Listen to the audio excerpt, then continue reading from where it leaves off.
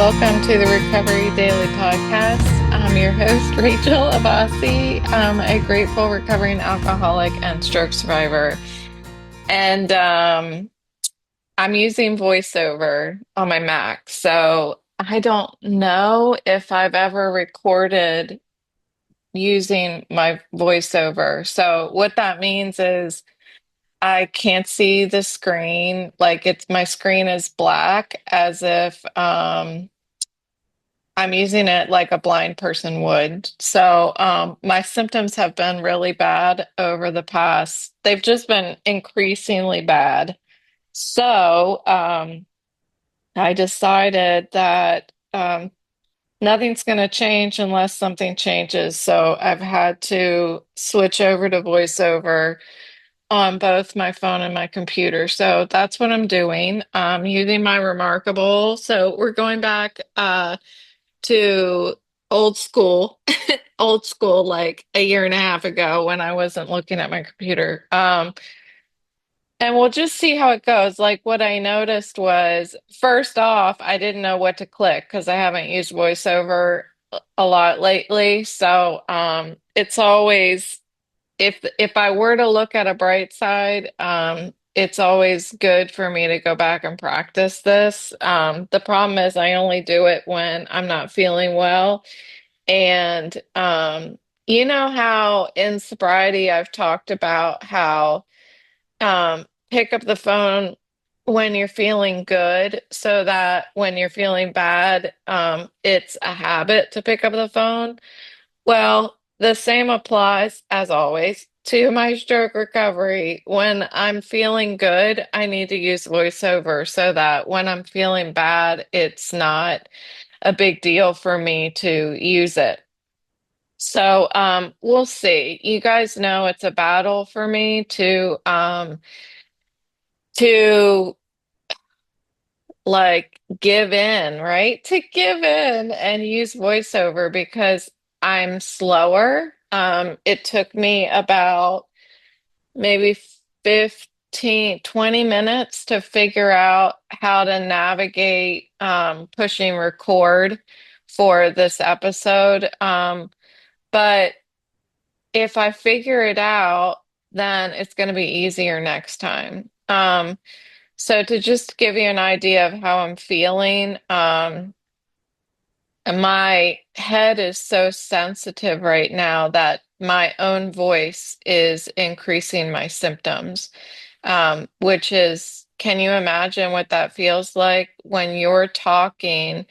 It's so loud that it hurts your head. That's what's happening right now. So, um, I'm going to do my best here. I did skip the episode yesterday because I was feeling so poorly, and I don't want to do that. So, because it's helpful to me, and this is like my greatest purpose is to be able to share my pain in order to help other people who can relate to the same pain.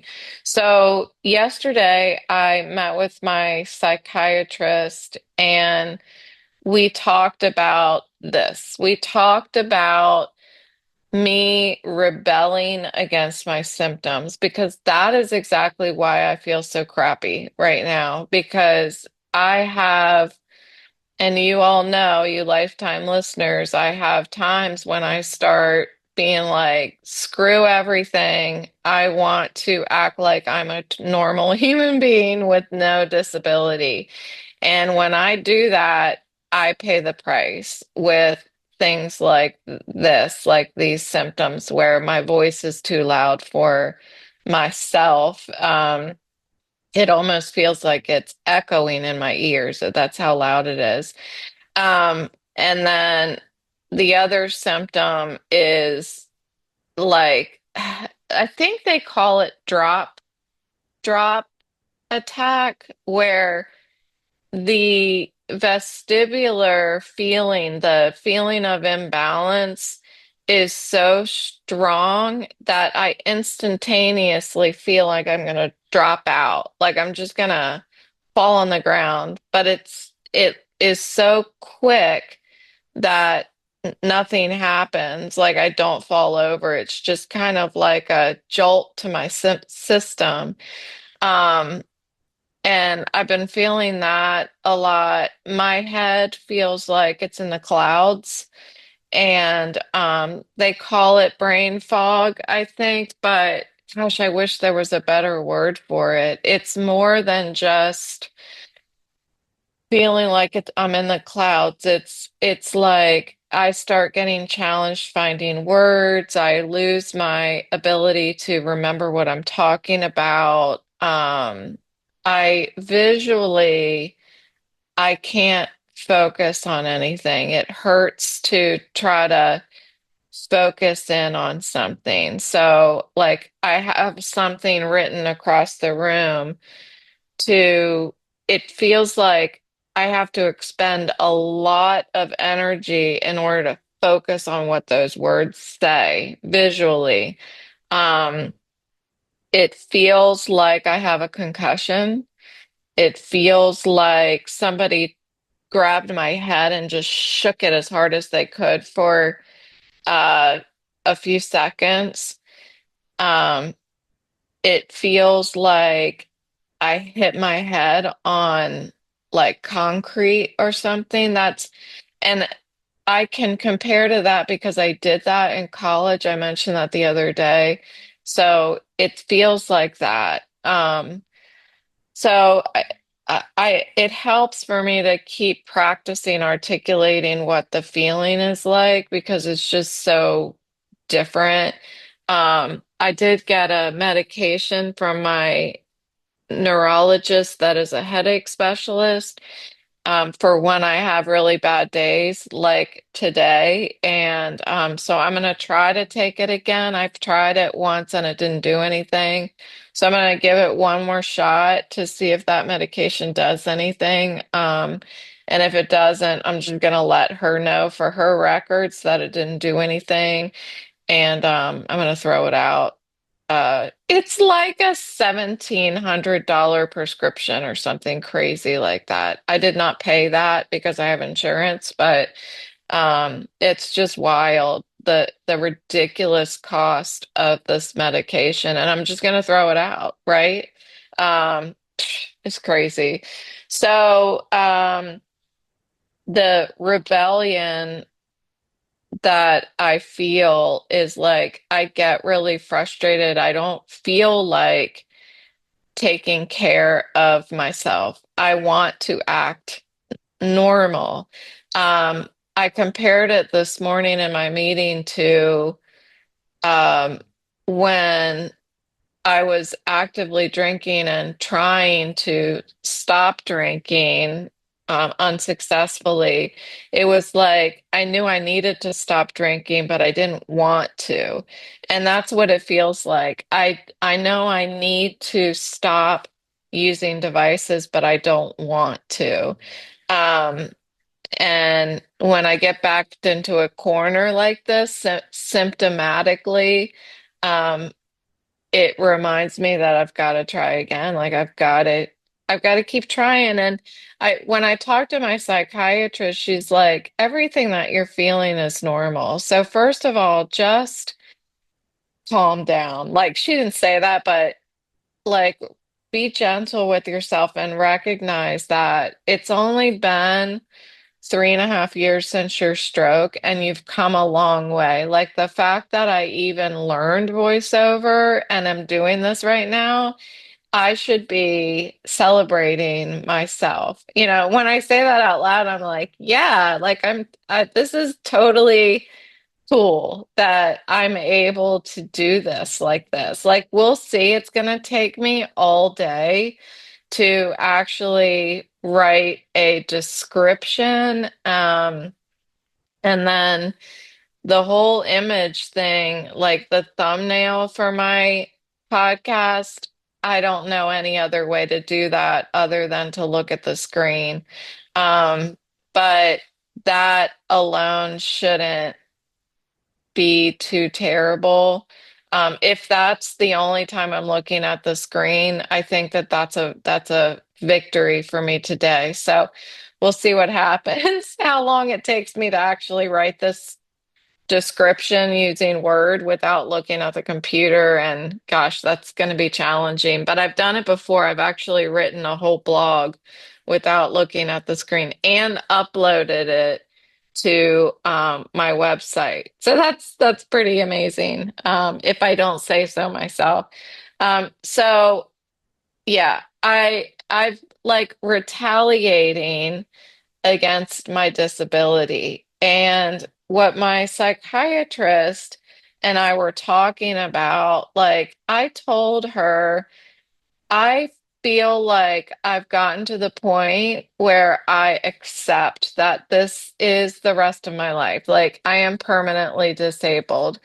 And it's been, well, it's been 3.5 years since my stroke to finally get to this point where I'm like, okay, this is it. Like, this is your life. Accept it. And so she said, that's great. And she said, but what is the difference between accepting your disability and welcoming the disability? I didn't like the word welcoming. And I changed that because welcoming to me is like, come on, disability, come on in, you know? And I don't necessarily want to welcome it. You know, if it was a guest to my house, I would turn it away. I don't want to invite it in and have tea with it and stuff like that. But I can respect it. So she liked that word of using respect my disability. So there's a difference between accepting it and saying, this is the way it's going to be. So, um, change into something more comfortable and just sit in it. Uh, and respecting it and saying, okay, I know it's here, it's going to be here forever. So let's make sure we give it the respect that it deserves in order to keep it at bay the best that I can. Um, it's like I'm accepting I'm going to be disabled for the rest of my life, but I'm not yet accepting the limitations that disability um, has on me. Um, I'm not necessarily welcoming, that's the word she used, the disability as a part of my day to day.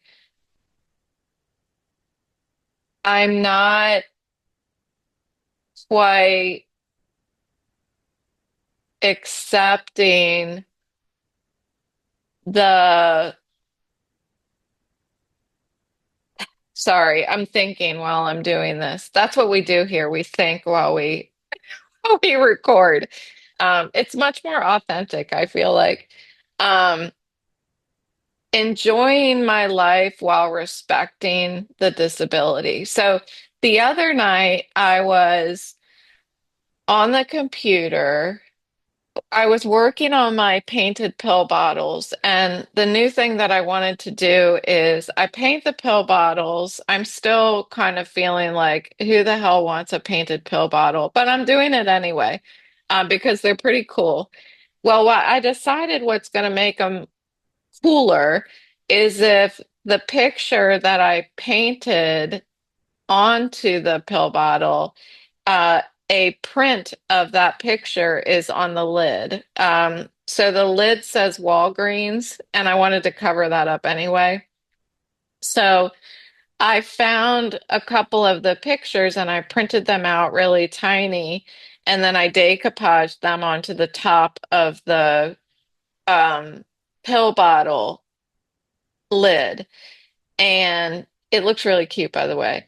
But there was one picture, several of them, but one in particular that I was looking for that I couldn't find. And what does that require me to do? Scrolling. And I just kept scrolling and scrolling. Now, I did the scrolling in the special way that I do to limit how badly it affects my head, which is I look away, scroll, and then look at the screen.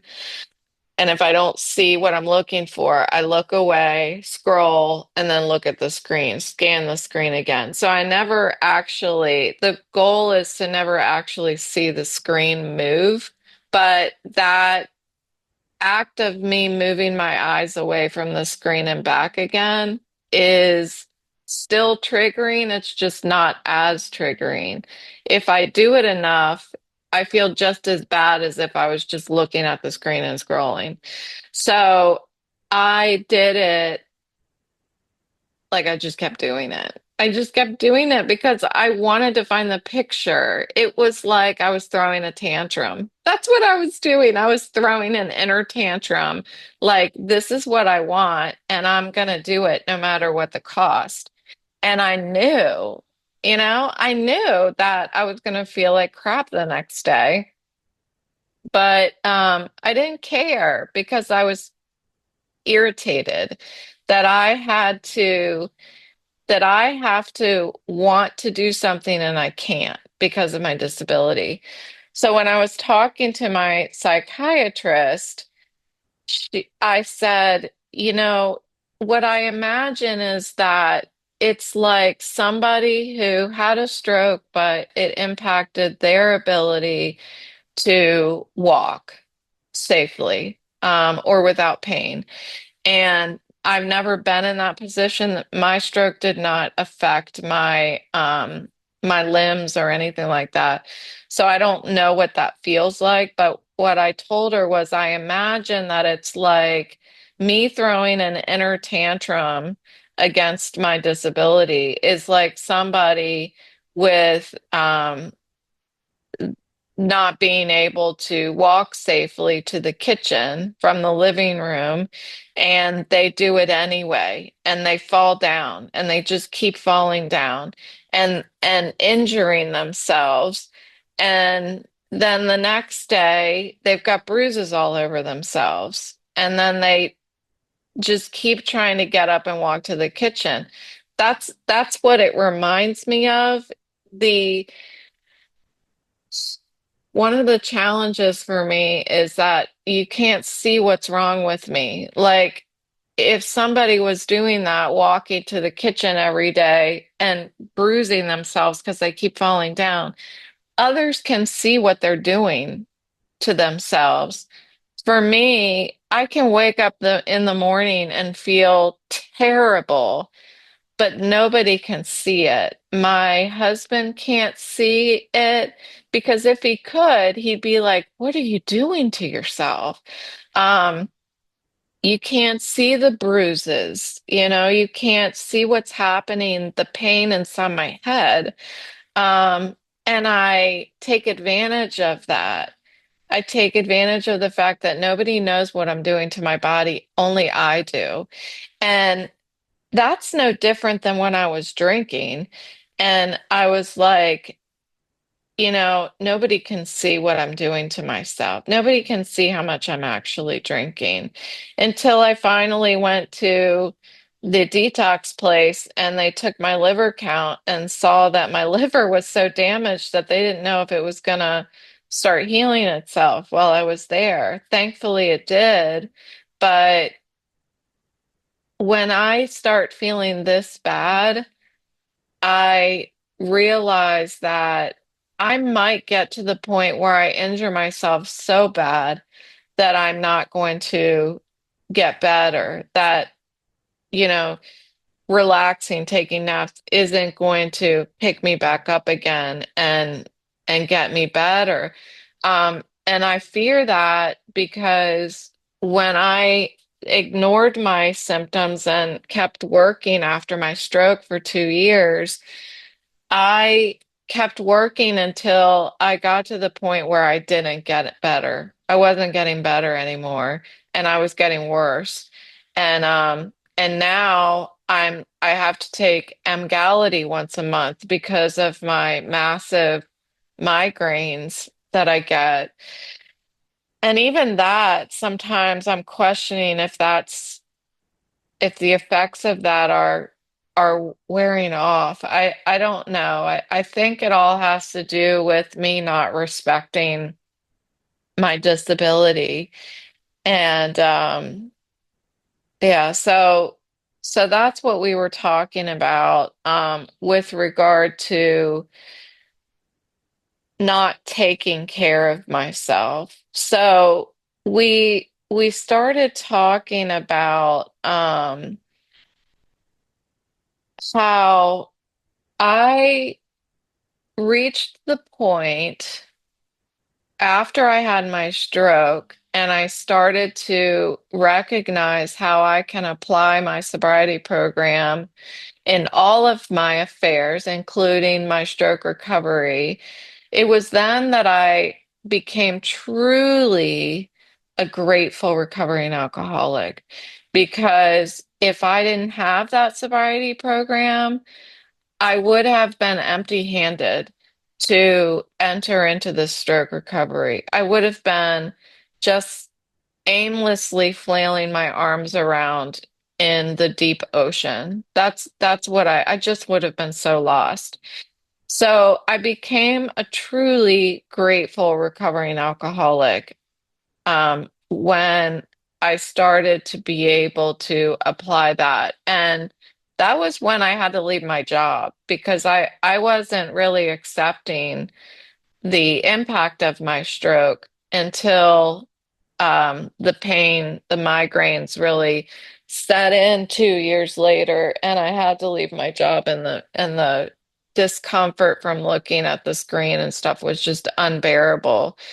Um, I told my psychiatrist yesterday, I have felt like, and I've shared with you all, I have felt like I'm supposed to get to the point where I'm grateful that I had a stroke. I've been talking about that, and I've been actually thinking I might get there sometime. Like, I've been thinking eventually I'm gonna get to the point where I'm grateful that I had a stroke. I even shared with you all a individual in my stroke network who wrote a book that said, like, my stroke is the best thing that ever happened to me, or something like that. And so I started feeling like this is my goal. This is where my destination is gratitude. My destination is to reach a point where I'm grateful that this has happened in my life, and I've been given so much from having had my stroke. Well, I admitted to her yesterday, I'm like, I don't think that's my destination. I have felt that. I have felt like that's where I'm supposed to get. But I don't, I, she said, I don't know that you have to get there. I don't know that you have to be grateful for something bad that has happened. It's like if I were comparing it to somebody who lost a loved one um, unexpectedly early in their life. I don't think that person would ever be grateful for that loss. When I think about people that I've lost in my life, some of them, I'm not grateful that it happened. I can see the growth, I can see the impact that had on my life, but I'm not grateful that that happened. I would rather have had the loved one in my life still than to reap any kind of benefit from it. You know what I mean? So I just think that there are some things that happen in our lives that we don't have to, they don't have to end in gratitude. And so I'm gonna digest that for a while. Like, stop trying to reach a point of gratitude, and instead reach a point of respect, respecting that the stroke had a massive impact on my body and my trajectory in life and respect it for what it is. I don't have to be grateful that it happened. So my psychiatrist suggested that isn't respecting your symptoms the same as taking care of yourself? And sometimes she'll ask me something that I'm like, I don't know. I don't know. That's too much for me to understand and think about. And but but I got there finally what she was talking about. Like if I'm disrespecting my symptoms by doing something like I don't care what I'm gonna feel like, what I feel like now or what I'm gonna feel like tomorrow. I'm just gonna do what I want to do. That disrespect is literally, not literally, is like punching myself in the face. Actually, it is literally like punching myself in the face because that is the impact I'm feeling on my brain, like I'm being punched in the head. And why am I doing that? Right? If what I'm doing is causing such a terrible physical feeling as if I was being punched in the head, why am I coming back for more? That doesn't make any sense. Um, I am retaliating. I'm retaliating just the same way that I was retaliating before I got sober. Um, I was pouring poison into my body and killing myself, and yet I just kept coming back for more. Um, Me feeling like I should be able to do what I want to do is a false expectation and it's causing self-harm, period. So I'm going to say that again. Me doing what I think I should, me thinking I should be able to do what I want to do is leading to false expectations and self-harm. And it's almost like I want to write that on my whiteboard today, which I might do when I stop recording. Thinking I should be able to do what I want to do is leading to false expectations and self-harm. When I say self-harm, it's like, wow, I don't self-harm. I think of self-harm as like somebody cutting themselves, as their thing that they do. Their mental health disorder causes them to cut themselves. Well, I don't do that. I don't have, but I am still self-harming in a very, very terrible way. Um, my psychiatrist said, understand, Rachel, that you're still learning. Understand that you need to be patient with yourself and understand most of all that you need to be flexible.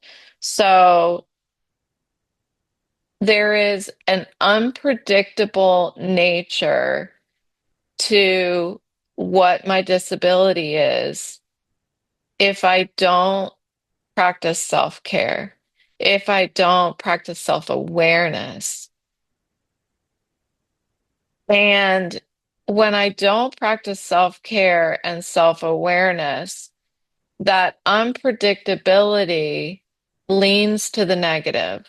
Okay, we were talking about life's unpredictability, unpredictability, whatever. And everything lately that I look at as being unpredictable is negative in nature. Like you never know when you're gonna die. You never know what the future holds. I'm always thinking negatively because that's just where my brain is now. And she recognized that you're probably leaning to the negative because you've had a lot of unpredictable stuff that has been negative. So that's just your natural reaction right now. And she said, but why not try to imagine that unpredictability can lead to positive things? So as soon as I say that, and I said it yesterday, or she said it yesterday, I filled up with a little bit of hope. I started to share with her some of the unpredictability or the stuff that I can't, yeah. I was going to say that I can't predict. Yeah, unpredictability is what's to come that might be exciting that happens. Um, I'm gonna make friends in my life that I haven't even met yet. That just happens. In my fellowships and wherever life leads me, there are people that I'm gonna meet, and we have no idea that that's gonna happen. You know what I mean? Like when I went off to college and I felt like um, I'm gonna be lonely. I don't have any friends. Well, my friend that I moved in with when I first went to college became my best friend. Like amazing person, amazing. Like my heart just fills with love whenever I think about her. And that was something that could not have been predicted. What I was thinking of before I went to college is, what if I have this roommate that is just terrible and I have to share a room? I have to sleep in the same room with her. That's what I was thinking. Well, that's the opposite of what happened. And why do I spend so much energy thinking about the negative stuff that might happen and how I'm going to deal with it, when instead I can imagine wonderful things that happen and how I'm going to deal with it. Um, so trying to get to a level of awareness where unpredictability doesn't have to go to the negative, it can go to the positive. When I practice tipping that over to the positive, there's growth there. Um, I have also thought when she brought that up, like, I'm gonna have grandchildren one day, I'm going to have there's so much good stuff that lies ahead. And what I keep thinking of is all of the scary stuff that lies ahead. Um, Particularly loss of life.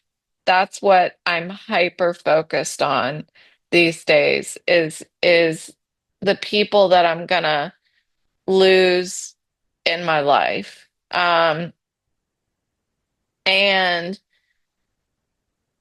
when I think about loss of life and the people that I'm gonna lose, I I start thinking about going back to that I should be able to do what I want to do because I'm only going to be around for a little bit. I start thinking I want to write my memoir, but I don't have much time. That's what I'm thinking. I know that sounds maybe crazy to somebody who doesn't have my mindset that I have right now, but it's all too real for me that I'm like, I want to write my memoir and I need to write it like this year. It's not just a goal, it's a goal that is not flexible. Um, and that's not okay because it's cutting me off from the idea that I have a long life ahead of me. That's what's happening for me. Um, so she mentioned setting internal boundaries in my progress. So, what was the example that I talked to her about? It's like knowing, oh, I know what I said. I told her like when I was working, if I would receive an email from somebody and it made me mad, I was driven to like write my reply and hit send. And my boss pointed out to me that I maybe sometimes unintentionally come across with very strong words because what he was saying really nicely is that I was coming across as a bitch because I'm not trying to be gentle with anybody. Like if somebody pisses me off, they need to know that they pissed me off. And and he said that's not necessarily um the greatest way to handle your relationships at work. So he suggested that I wait 24 hours before I reply to an email. And sometimes not even an email where somebody pissed me off. Like sometimes just wait 24 hours to reply because there are lots of creative ideas that happen during that time, during that 24-hour period. I'm allowing myself to relax, think about it, relax, think about it. So I told my psychiatrist, like, I think this is what I need to do. Like, it's a stretch as far as what comparing the two. But when I'm faced with feeling that drive to find this picture online and I'm scrolling and scrolling and scrolling, I'm trying to get instant gratification, just like the email, sending an email to somebody that I'm pissed off at. It's instant gratification. I want to release that anger instead of processing the anger, putting it in my God box. I want to just express it and be done with it. Um, in this case, where I'm looking at the computer and I shouldn't be, I want the instant gratification instead of pausing, instead of resting. I don't have to find that picture. There is no deadline. There is no pressure on me whatsoever to find that picture. It is all um, created internally. And if I can hit pause, then I'm practicing telling instant gratification to wait. And there's growth there. So setting internal boundaries is what she was talking to me about. She said, who is winning when you retaliate against your symptoms? When I retaliate towards to my symptoms get stronger and more powerful. They are winning. When I retaliate, when I go to war with my symptoms, they get stronger and more powerful every single time. I will never win. And that is the part of the acceptance that I have a permanent disability. Um, so then comes the respect for the disability. I can accept the disability, but not quite respect it. And that's where self-care is. Um, my strength, the only way I'm going to win is in the boundaries that I'm setting. That's the only thing that I can control is everything within my fingertips. I can't control anything beyond my fingertips. So what I can control is the pause. Um, if I start feeling angry or frustrated, then I need to stop. I mentioned a couple days ago, a few podcast episodes ago, about how if I'm interacting with a person in a relationship and I get angry, then I have correlated the action of the pause with getting angry and frustrated. That needs to happen within me when within my relationship with myself. When I get angry or frustrated, I need to pause with myself and stop trying to react to my own frustration. I hope that makes sense. It makes perfect sense to me. The only power I have when I'm getting frustrated with myself, and I hope that you can apply this to anything in your life that you may get frustrated with. The only power I have is in not acting rather than reacting. Um, when I'm angry with somebody and I pause and I put it in my God box, and I do that for the period of time until I'm able to respond in a way that's respectful, then I'm nurturing the relationship or I'm making it stronger because I'm going to respond in a way that hopefully we can both grow from it. And that's the same thing when I get frustrated with myself and I pause long enough to respond in a respectful way to my symptoms. If my symptoms are acting up, don't start reacting to them and retaliating against them, giving them more power, but instead back off of them for long enough to think about how can I respectfully work with this? How can I respectfully work with myself and with my symptoms in order to not escalate the problem, escalate my frustrations? So the power is in the pause. That's when I said that to my psychiatrist yesterday, I just wrote pause and I underlined it and I was like, that's it.